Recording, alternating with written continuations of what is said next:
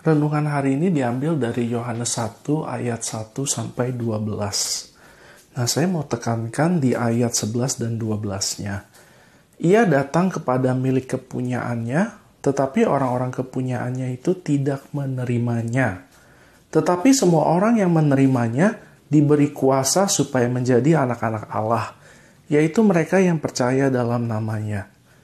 Nah, ini bicara soal orang-orang tidak mau menerima Tuhan Yesus.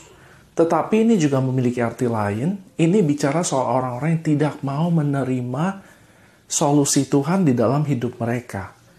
Jadi, kita sebagai orang-orang Kristen, seringkali kita suka mengabaikan solusi yang Tuhan berikan di dalam hidup kita, karena kita anggap tidak masuk logika kita.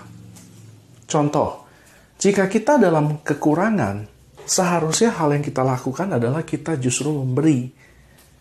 Nah, beberapa orang akan berpikir bahwa ini adalah tindakan yang aneh, tidak masuk akal, atau bahkan gila. Tetapi solusi Tuhan adalah sederhana. Coba kita pikirkan, misalkan kita punya 1 kilo kacang hijau. Yang kita punya cuma 1 kilo kacang hijau saja. Tidak mungkin semua kacang hijau ini kita masak lalu kita makan. Tentu ada sebagian kita masak, kita jual kepada orang lain supaya kita dapat uang, supaya kita bisa beli lagi kacang hijau lebih banyak. Ini logika yang sederhana. Tetapi ketika berkaitan dengan hal yang rohani, orang suka tidak percaya janji Allah. Jadi, untuk orang mau menerima solusi dari Tuhan, itu dibutuhkan kerendahan hati. Nah, ketika orang mau menerima solusinya, mereka akan diberikannya kuasa. Ketika orang merendahkan hati, menerima solusi dari Tuhan, mereka akan menerima kuasa. Sama juga misalnya dengan memaafkan.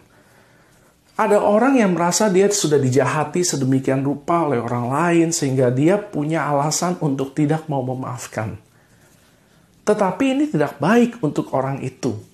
Untuk orang yang tidak mau memaafkan itu, ini bukan sesuatu yang baik. Ini adalah sesuatu yang buruk. Solusi Tuhan adalah maafkanlah orang itu. Tapi orang yang terluka ini tidak mau memaafkan.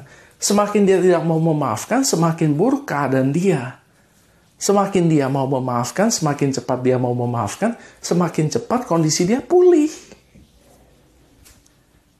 Nah, sekali lagi yang saya mau tekankan adalah kita harus punya kerendahan hati untuk menerima solusi yang Tuhan berikan kepada kita. Itu aja dari saya. Selamat pagi, semoga diberkati. Haleluya. Amin.